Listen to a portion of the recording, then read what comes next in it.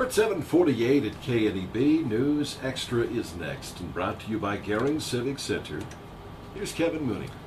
Thank you, Dennis. Good morning, everyone. We have a face and a name maybe that's familiar to several people today. Toni Morehouse is here from Lincoln. She is a speech pathologist, but she is here to do some readings of a book she has written, a children's book. It's called Junie's Unicorn Horn, and she is in the area. Not only, I guess you started yesterday doing some readings, is that right? Yes, I did. And then you have some today and then tomorrow. That's right. All right. So let's talk about where you're going to be, first of all, reading your book, and then we'll start talking about how this book came about. Well, first of all, yesterday I was at the Moral Women's Literary Club, and they are celebrating their 100th anniversary. And so I did the program at their meeting and did a reading of Junie's Unicorn Horn at the Moral Women's Literary Club, and that was really fun.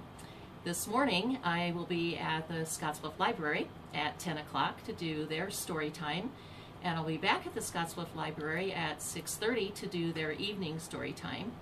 And then tomorrow on Friday at 12:30 I will be at the Moral Library doing a reading for the Moral Elementary Club or Cubs program. And then I will also be doing a reading at Mitchell Elementary School tomorrow afternoon. Wow. So, yeah, you'll be busy. It's kind of a great slate for me. Yeah.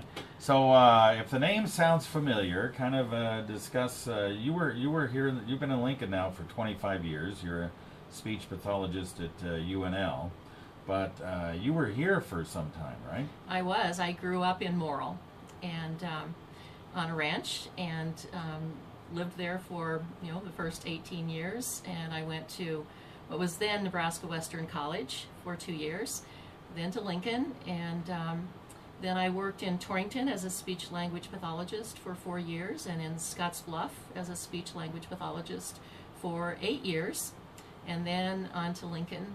So I've kind of been around the valley. Yeah. Well, it sounds kind of neat. Let's discuss how this whole writing thing came about. Writing a children's book, and apparently you have a couple others you may do, but this is your first one. Discuss how this came about, Grandma. How did this come about? Well, Grandma is the operational word there. I have 3 granddaughters, but my youngest granddaughter, Ivy, stays overnight with me about once a week.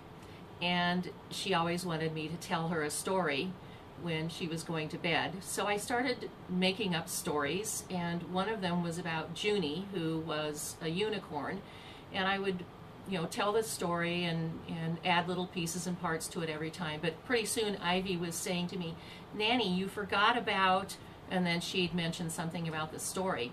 So pretty soon she knew the story about Junie's unicorn horn better than I did. And I just thought, maybe I should write this down because it's intriguing to her, and maybe other children would enjoy this story as well. And so, being a speech language pathologist, my interest is in children's language, and that's what I specialize in, is pediatric speech language pathology.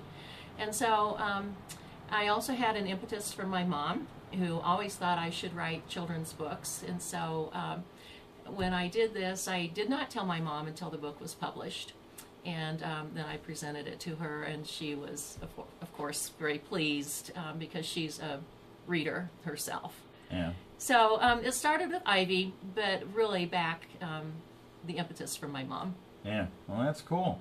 That's cool. So once you got it down, you wrote it all down and stuff, and you said, "Okay, I'm going to do this." Now it's kind of a self thing you do. You had to search out a publisher and all that, and a lot of the cost is on you, right? Absolutely. I am published through Author House, which is called a self-publishing company. So from the get-go, you pay the money up front. They do the publishing, they did the illustrations, but then marketing the book is up to me. So I'm doing interviews like this, and I've done a number of readings in Lincoln and plan to do more in the Lincoln and Omaha area. But it's been a great experience because I've learned a lot about publishing and marketing, which were certainly not my fortes but it's been a great experience so far, and I'm looking forward to getting into it a little bit more. Yeah, and just discuss a little bit about this story. We don't want to give it away, but just a little bit so people know what it's about. Okay. Junie is a unicorn who is probably in about kindergarten, and she's excited because she's going to school.